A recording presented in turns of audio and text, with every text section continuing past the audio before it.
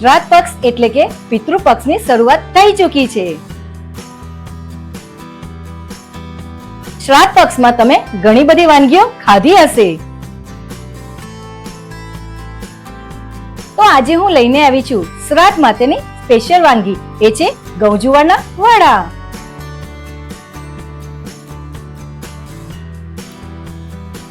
ઘઉં જુવારના વડા, એ પણ આથો લાવવાની અલગ પ્રક્રિયા સાથે.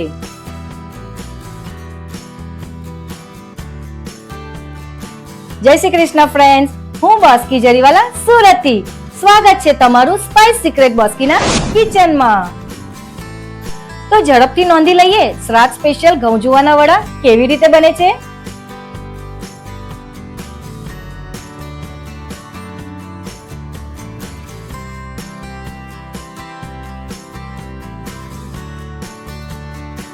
શ્રાદ્ધ સ્પેશિયલ ઘઉં જુવારના વડા બનાવવા માટેના ઇન્ગ્રેડિયન્ટ્સ: 3 વાટકી ભાખરી બનાવવા માટેનો ઘઉંનો જાડો લોટ, 1 વાટકી જુવાનો લોટ, ચપટી ખાવાનો સોડા, 2 ચમચી રવો, લીલા આદુ મરચાની પેસ્ટ, મીઠું અને ગોળ તમારા સ્વાદ પ્રમાણે, 1 નંગ કેળું અને સોડા.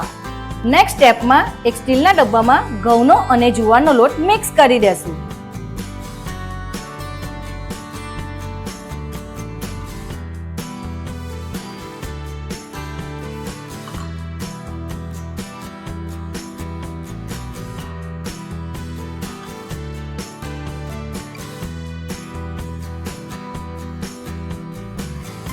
હવે ઘઉં જુવારનો લોટ મિક્સ થઈ ગયા પછી રવો નાખી ફરી હલાવી દેશું.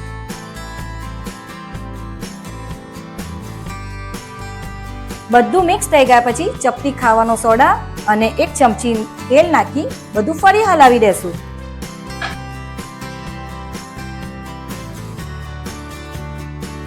હવે ટાઈમ થયો સોડા નાખીને ઘઉં જુવારના વડાનો લોટ બાંધવાનો.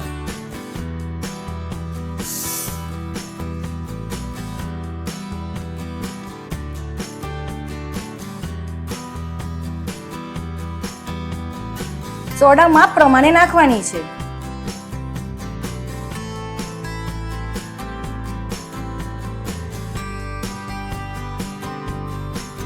આશરે 400 થી 500 ml જેટલી સોડા એડ થશે. સોડા નાખવાથી આટો ખૂબ જ સરસ આવશે અને વડા પણ પોચા પોચા બનશે. લોટમાં સોડા નાખીને આઠો લાવવાની આ એક નવી ટ્રીક છે. લોટને બરાબર ફેટી દીધા પછી આઠો લાવવા માટે આ રીતે તૈયાર કરી દેશું. લોટ વધારે ઢીલો ના બંધાય એ વાતનું ખાસ ધ્યાન રાખવું. લોટ બરાબર બંધાઈ ગયા પછી ડબ્બાને એર ટાઈટ કરી 10 થી 12 કલાક માટે આઠો લાવવા માટે મૂકી દેશું. 12 કલાક થઈ ગયા છે તો હવે જોઈ લઈએ આઠો કેવો આવ્યો છે.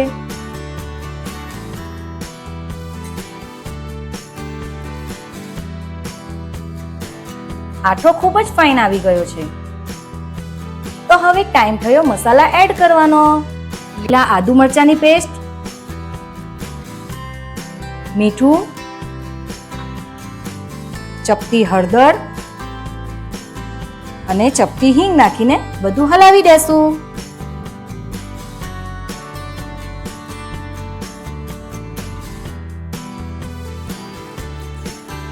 બધા મસાલા મિક્સ કર્યા પછી ગોળ નાખી ફરી હલાવી દેશું.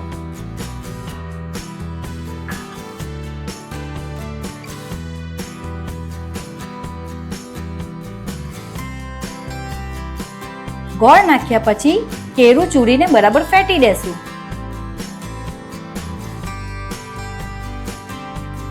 કેળાને આ રીતે ચૂરીને ફેટી દેશું.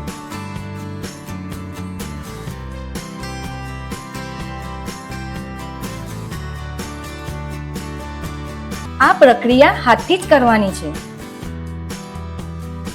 ઘઉં જુવારના વડાનું ખીરું ફેટીને તૈયાર છે. તો બીજી તરફ એક કઢાઈમાં તેલ ગરમ થવા મૂકી દેશું. તેલ ગરમ થઈ ગયા પછી એમાં એક પછી એક વડા મૂકી દેશું.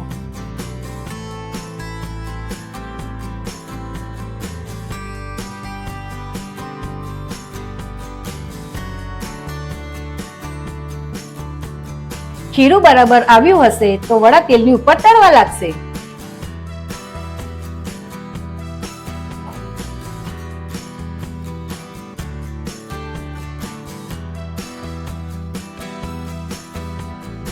વડાને આ રીતે બધી બાજુથી ગોલ્ડન બ્રાઉન થવા દેવાના છે.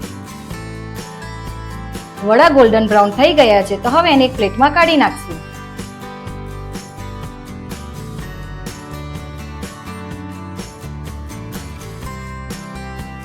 આવી જ રીતે બધા વડા વાળા ફરતી તળી નાખશું.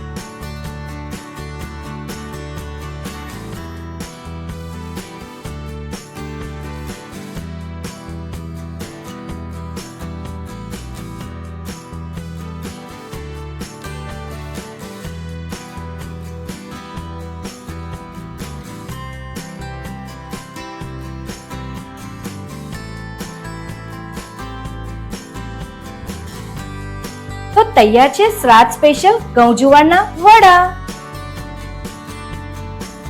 આ વડાને લોકો દેસાઈ વડાથી પણ ઓળખે છે.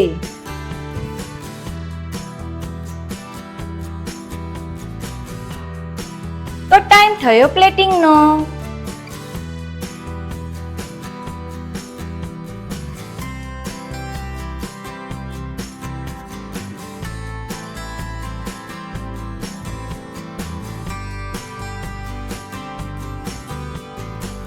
તો ચાલો જોઈએ કેવા બન્યા છે ઘઉં જુવારના વડા.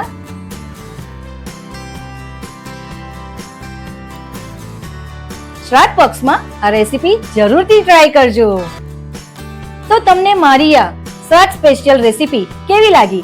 જો તમને મારી આ રેસીપી ગમી હોય તો મારી ચેનલ સ્પાઇસ સિક્રેટ બોસ્કીને લાઈક કરો, સબસ્ક્રાઇબ કરો અને બેલ આઇકોન બટન જરૂરથી દબાવજો. અને હા, ફરી મળીશું નવી રેસીપી સાથે. જય શ્રી કૃષ્ણ.